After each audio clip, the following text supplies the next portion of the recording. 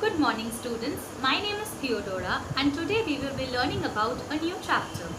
The name of today's topic is The Call of Abraham.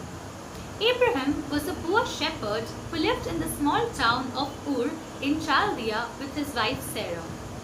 Both Abraham and Sarah were extremely religious and followed the Lord ardently. One day the Lord appeared to Abraham and said, "Leave your country, your relatives and your father's home and go to a land that I am going to show you. I will give you many descendants and they will become a great nation. I will bless you and make your name famous so that you will be a blessing. And through you I will bless all the nations." Genesis chapter 12 verse 1 to 3. So Abraham accepted God's call, and along with his wife Sarah and his nephew Lot, he left his father's house in Terah and began his journey to Canaan. The journey to Canaan was an extremely tough one. He suffered a lot along the way. But once he reached Canaan, he created a small altar and sacrificed few offerings to God. The Lord was happy with his offerings. Abraham and Sarah were an extremely old couple, so they were childless. One day, God appeared to Abraham and said once again, "Your wife Sarah will bear you a son and you will name him Isaac." Genesis chapter 17 verse 19. Initially, Abraham and Sarah did not believe the Lord and they doubted him. But gradually they saw that Sarah did become pregnant, and after 9 months she gave birth to a small son, a baby boy, whom she named Isaac as the Lord had told her to.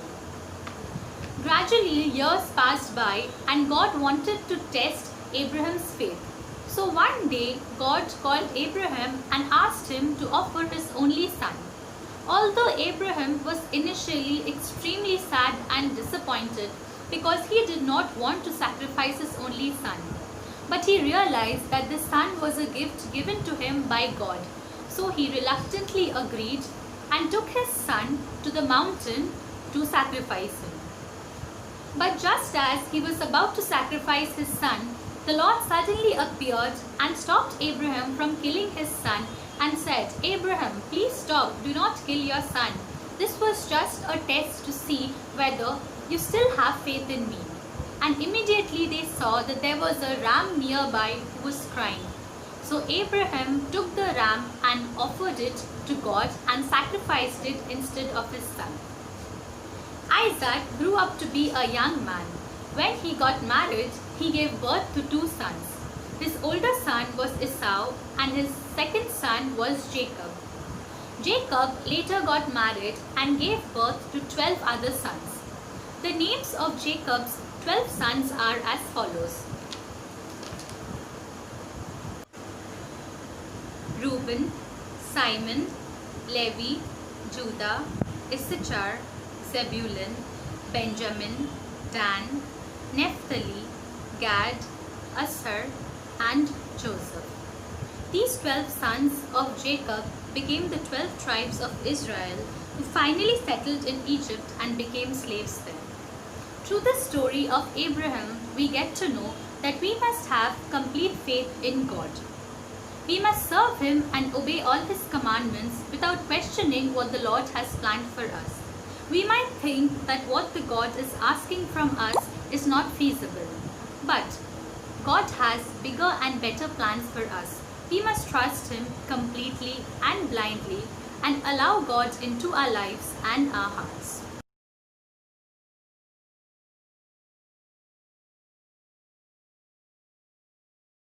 God's story, God's promise to Abraham. So part of God's story is about a promise God made to Abraham, and it begins like this. Once there was a guy named Abraham. He had a wife, Sarah. They didn't think they could have any kids, which was a major disappointment because they really wanted a family. But little did Abraham know that God had a very special plan for him. When Abraham was 75 years old, God promised to give him kids, and one day God would send the rescuer through his family. All God asked was that Abraham and Sarah leave their home first and follow him.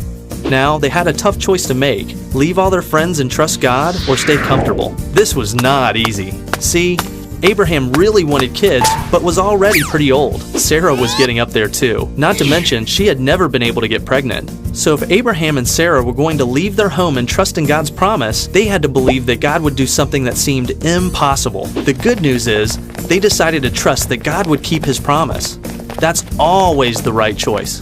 So Abraham and Sarah moved from their home to a land called Canaan. Right away, God reminded Abraham of His promise. He said, "I will make your children like the dust of the earth." Can specks of dust be counted?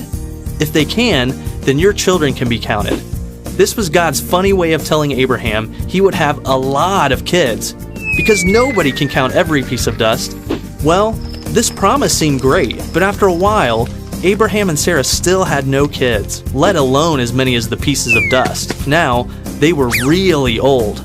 Sometimes God doesn't remind us of His promises because He wants us to learn to trust Him. But God took Abraham outside at night and told him to look at the stars. He reminded Abraham that He would give him that many kids. So Abraham decided to keep believing God. He and Sarah waited again. After more years, he got impatient. This time, God told Abraham, by next year, Sarah will have a son. But by now, Abraham was 99 years old. He and Sarah had both given up on having kids and God's promise. In fact, when Abraham told Sarah what God said, she laughed. It's probably not a good idea to laugh at God's promises, but Sarah was tired of waiting and had stopped trusting. The great thing is, even if we think it's impossible, God really does keep His promises. And just like God promised, Sarah got pregnant the next year after Abraham's 100th birthday. When her son was born, she named him Isaac, which means laughter. Sarah said, "God has given laughter to me. Everybody who hears about this will laugh with me." And think about it. A really old lady having a baby is pretty funny. God kept His promise to give Abraham and Sarah a son. Even though they didn't think it was possible, it was easy for God because He can do anything, including giving old people babies. And remember how God was going to give Abraham as many children as the stars in the sky? Well, Isaac grew up and had children who had more children who had more children. This kept going and going and going. And guess who eventually was born in Abraham's line? The rescuer himself, God's son, Jesus. all because Abraham followed God and trusted God to keep his promise. And that's the story of God's promise to Abraham. So in case you missed it, here's the quick version. Abraham and Sarah were old. God promised to give Abraham kids. Abraham and Sarah waited. They got impatient. God reminded them he keeps his promises. Abraham and Sarah waited more. They got impatient again. God told them Sarah would have a baby. Sarah laughed. She had a baby. Jesus was eventually born into their family. God always keeps his promises. And that's a part of God's story.